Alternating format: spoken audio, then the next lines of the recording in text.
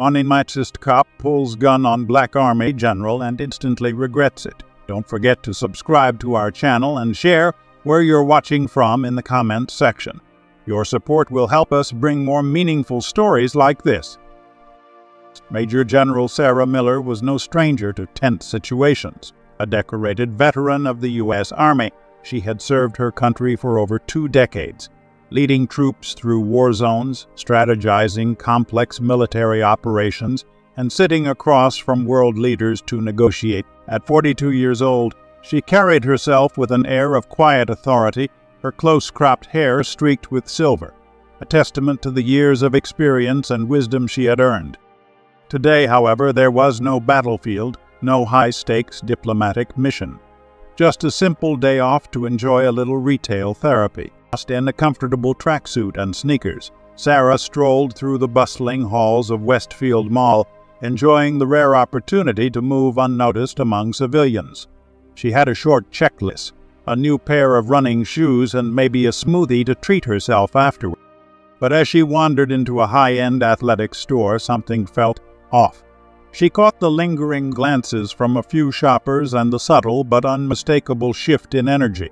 Was it her posture, her presence, or something far less innocent, something she had encountered too many times before? She pushed the thought aside, reminding herself she had every right to be here. Meanwhile, outside the store, Officer Troy Beckett had just entered the mall. Beckett was a seasoned police officer, well known among his peers, but not for the right reasons. With a history of excessive force complaints and repeated accusations of racial profiling, his reputation made even fellow officers uneasy. Yet, time and time again, his actions were overlooked, his misdeeds buried under bureaucracy. Dressed in jeans and a plain white t-shirt, Beckett was technically off duty, but his ever-present badge and pistol ensured that he never truly was.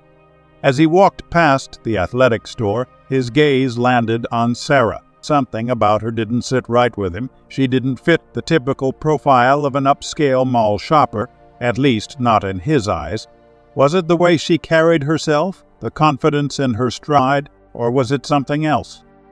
Regardless, his instincts, and misguided and tainted by bias, kicked in. He slowed his pace, pretending to check his phone while keeping Sarah within sight, his mind already forming dangerous assumptions. Inside, Sarah remained unaware of the scrutiny she was under. She had finally found the perfect pair of running shoes, a sleek black and gold design that caught her eye. As she approached the register, the young cashier greeted her with a nervous smile, fumbling slightly as he rang up her purchase. Sarah sensed something off in his demeanor but chalked it up to inexperience. She handed over her credit card, casually glancing outside, and that's when she saw him. The man in plain clothes, standing just beyond the store's entrance, watching her with an intensity that sent a chill down her spine. His eyes never wavered, his stance rigid. A gut feeling told her exactly what was about to happen. The moment she stepped out of the store, Beckett moved in. "Excuse me, ma'am," he said, his voice firm, his hand instinctively resting near his holstered weapon. "I need to ask you a few questions." Sarah stopped in her tracks, her expression unreadable. "Is there a problem, officer?" she asked, her tone even though there was a sharp edge beneath it. "You were acting suspicious in there," Beckett replied, his fingers subtly tightening around his holster. "Mind telling me what you were up?" Sarah arched an eyebrow. "Suspicious?" She held up the shopping bag, her voice laced with quiet disbelief. "I was buying shoes. Is that a crime now?" Beckett didn't budge. His eyes flickered with doubt, but his arrogance remained intact. "Let me see some ID," he demanded.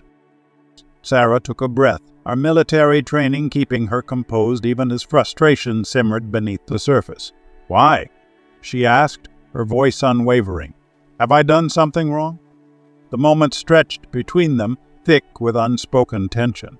Beckett's jaw clenched, his grip on his gun tightened. He wasn't used to being questioned, especially not like, "Don't make this harder than it needs to be," he warned. What happened next would change everything. It dawned on Sarah E. at that moment.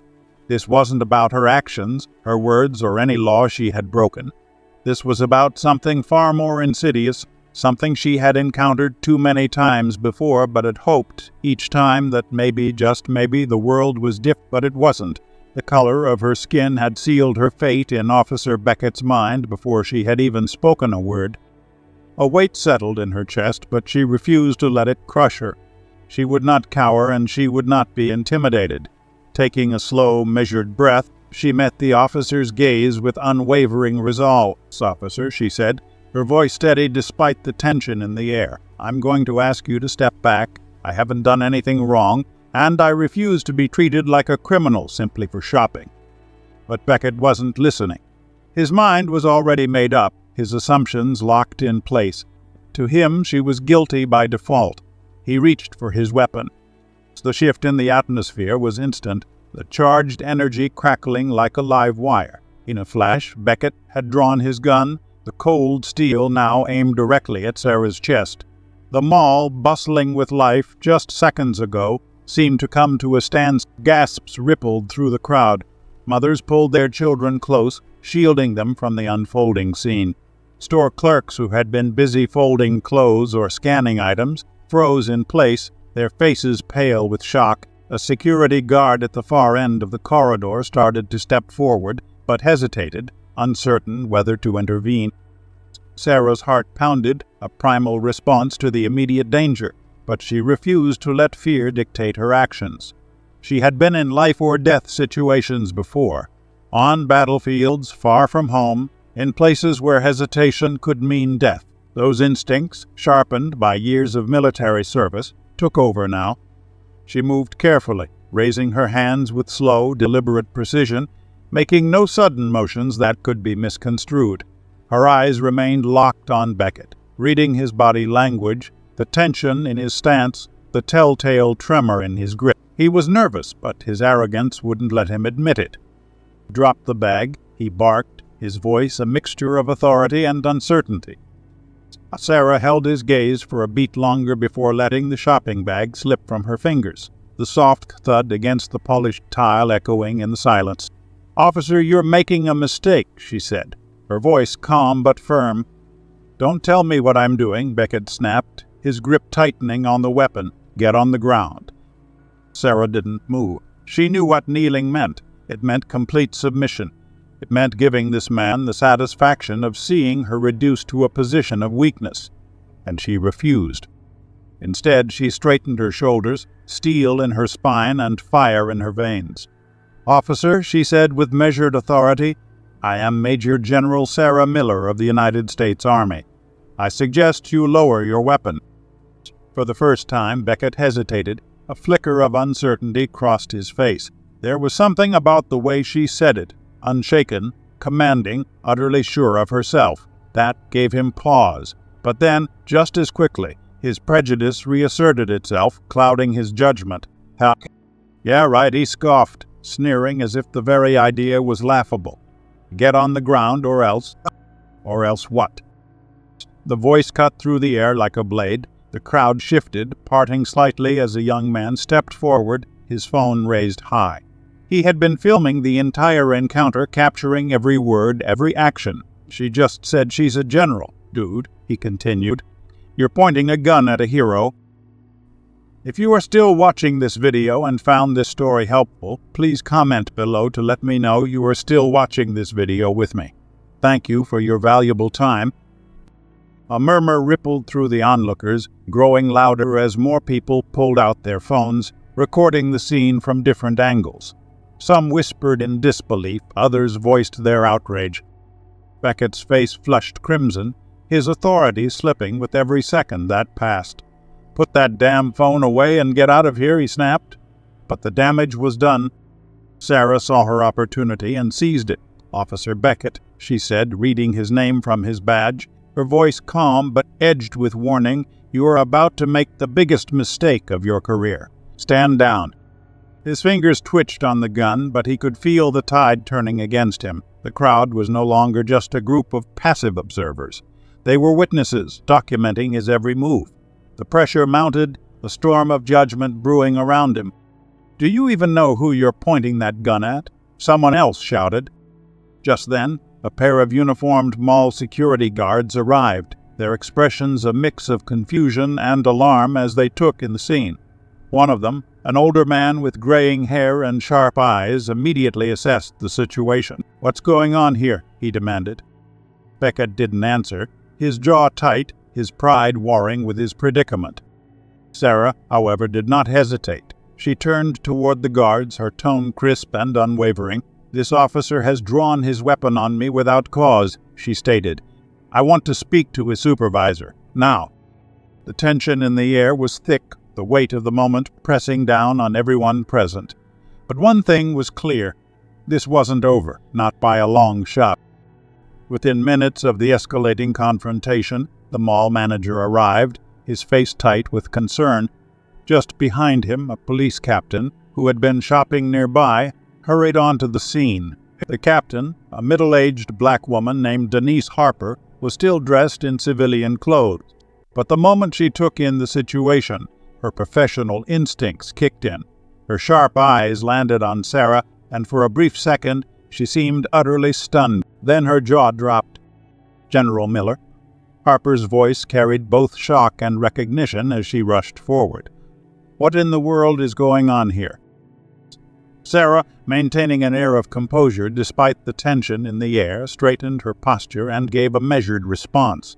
In a few succinct but firm sentences, she recounted the series of events that had unfolded, how Officer Beckett had confronted her aggressively, how he had drawn his weapon without cause, and how she had tried to defuse the situation despite the clear hostility she faced.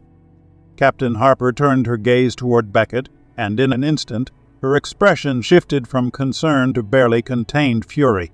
"Holster your weapon, Officer Beckett," she commanded, her voice firm and authoritative. For a brief, tense moment, Beckett hesitated, his grip still tight around his gun. The atmosphere was charged with unspoken defiance. But Captain Harper was not a woman to be questioned. Her voice, sharpened by years of leadership and an unwavering sense of duty, boomed with authority as she repeated, "I said, holster your weapon." Faced with no other choice, Beckett swallowed hard and slowly returned his firearm to its holster. Harper turned back to Sarah, her expression now filled with both anger and apology. "I am so sorry, General. This is completely unacceptable." Sarah nodded, her voice unwavering. "It is, and I expect it to be dealt with accordingly." The fallout from the incident was swift and far-reaching. Bystanders had recorded the entire confrontation on their phones, and within hours the footage was circulating on social media. Outrage exploded across the country as people condemned the blatant abuse of power and the racial profiling that had nearly escalated into tragedy. National news outlets picked up the story, dissecting every frame of the video and bringing Beckett's troubling history into the spot. His past complaints, allegations of racial bias, excessive force, and misconduct were suddenly impossible to ignore. In a week, the department placed Beckett on suspension without pay, pending a formal investigation. Public pressure mounted as activists, politicians, and ordinary citizens demanded accountability, calling for systemic change within law enforcement. Meanwhile, Sarah found herself at the center of a national conversation. Messages of support flooded her inbox, and fellow service members, veterans and civilians alike, reached out to express their solidarity. She was asked to speak publicly about her experience, and though she had never sought the spotlight, she knew that remaining silent was not an option. "This isn't just about me," Sarah said in an interview that aired nationwide. "This is about the countless others who don't have the rank, the platform, or the visibility to stand up for themselves. This has to stop. No one should be treated as a threat simply because of the color of their skin." Her words struck a chord. The incident became more than just another viral outrage. It became a rallying cry for justice. People took to the streets, demanding not just accountability for Beckett, but broader reforms within policing. Lawmakers debated policies on racial profiling and the use of force, while community leaders pushed for better training, oversight, and consequences for misconduct. Major General Sarah Miller's story stands as a powerful indictment of racial bias and abuse of power. particularly within law enforcement. It is a stark reminder that discrimination does not discriminate by rank or accomplishment. No matter how much one achieves, systemic racism can still rear its ugly head. But her actions that day, her refusal to be intimidated, and her insistence on justice have inspired thousands.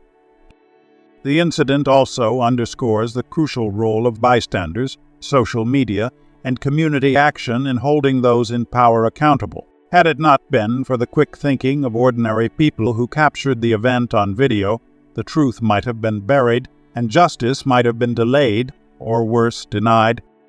Ultimately, Sarah Miller's courage in standing her ground and speaking out serves as a reminder that the fight against racism is far from over. It is a battle that must be fought every day in every corner of society, and it is a fight that belongs to everyone, because a more just and equitable world is not just an ideal.